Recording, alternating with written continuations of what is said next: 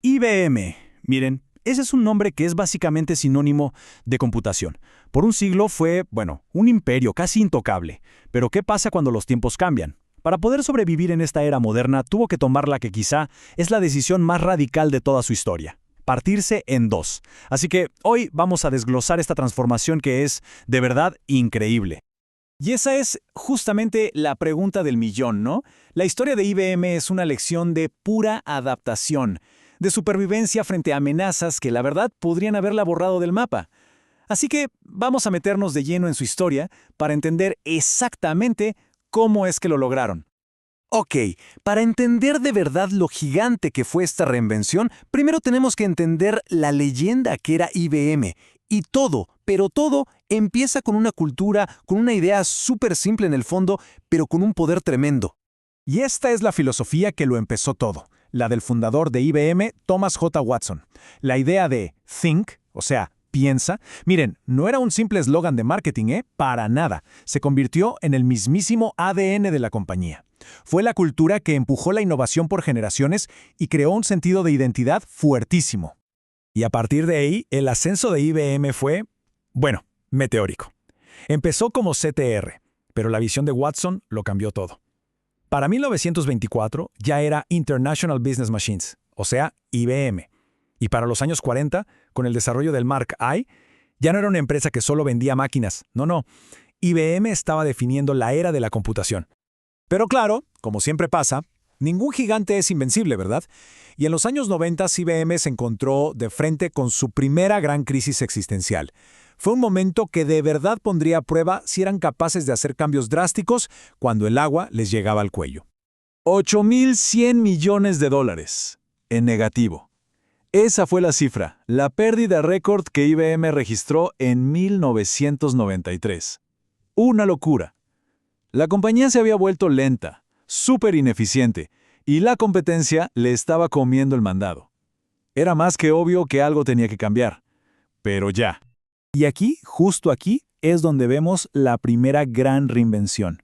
En lugar de seguir obsesionados con vender, pues, cajas, hardware, IBM dio un giro de 180 grados para convertirse en una empresa de servicios.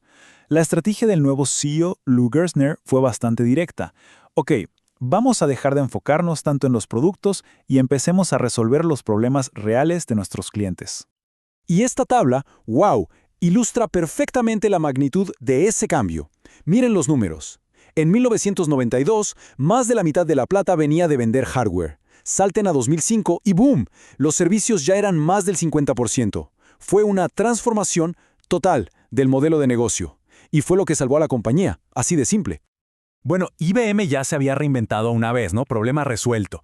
Pero la tecnología nunca se detiene. Y en la década de 2010 apareció una nueva fuerza, algo totalmente disruptivo que amenazó otra vez el dominio del gigante azul. Y esa fuerza era, por supuesto, la computación en la nube. Miren esta cifra. En 2011, IBM llegó a su punto más alto de ingresos en la era moderna. Parecía que la estrategia de servicios había sido un golazo, un éxito total y para largo. Pero, por debajo, sin que muchos se dieran cuenta, el terreno ya se estaba moviendo. Y mucho. Y esta gráfica, cuenta la historia de lo que pasó después. Vean la línea de arriba, la de IBM. Es una caída constante. Mientras tanto, miren abajo, los competidores que nacieron en la nube, como Amazon Web Services o Microsoft Azure, crecían a un ritmo exponencial. IBM simplemente se estaba quedando atrás. Y si quedaba alguna duda, miren este gráfico de Gartner, que es una firma de análisis súper respetada en la industria. Esto lo deja clarísimo. Para 2015, en el mercado clave de infraestructura en la nube, Amazon y Microsoft eran los líderes, pero por lejos, indiscutibles.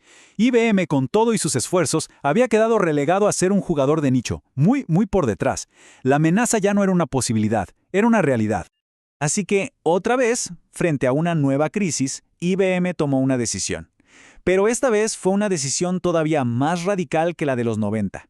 Ya no se trataba solo de cambiar el enfoque, no. Esta vez decidieron cambiar su propia estructura, de raíz. Decidieron partir la empresa en dos. Y para entender bien esta jugada, es clave tener claro qué es una escisión o, como se dice en inglés, un spin-off. Piénselo así. Es como tomar un pedazo grande de la compañía y decirle, ok, a partir de ahora eres una empresa totalmente nueva e independiente, con sus propias acciones, su propio jefe, todo. Y el día llegó. El 8 de octubre de 2020 se hizo el anuncio oficial. IBM le dijo al mundo que toda su enorme división de servicios de infraestructura, o sea, el legado directo de aquella reinvención de los 90s, se iba a convertir en una compañía independiente. Fue sin duda un momento que marcó un antes y un después en su historia moderna. Y ojo, no estaban sacando un pedacito del negocio para probar, para nada. Como se puede ver en sus propias finanzas, la unidad que se convertiría en esta nueva empresa, Kyndryl, que venía principalmente de su división de servicios de tecnología global, generaba casi $20,000 millones al año. O sea, era una operación masiva. Entonces, ¿cuál era la lógica detrás de todo esto? Eso es lo crucial. La idea era que la nueva IBM se iba a enfocar al 100% en los negocios de más alto crecimiento, como la nube híbrida, que es esa mezcla entre nubes públicas y privadas, y por supuesto, la inteligencia artificial. Mientras tanto, Kyndryl se iba a dedicar a lo que ya hacía mejor que nadie, gestionar toda la infraestructura tecnológica súper compleja de las empresas más grandes del planeta. Y así fue. La separación se completó, y ahora tenemos dos compañías. Tienen un pasado en común, claro, pero sus misiones son totalmente distintas y cada una va por su lado.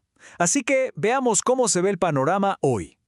A ver, que quede claro, Kyndryl no nació como una startup en un garaje.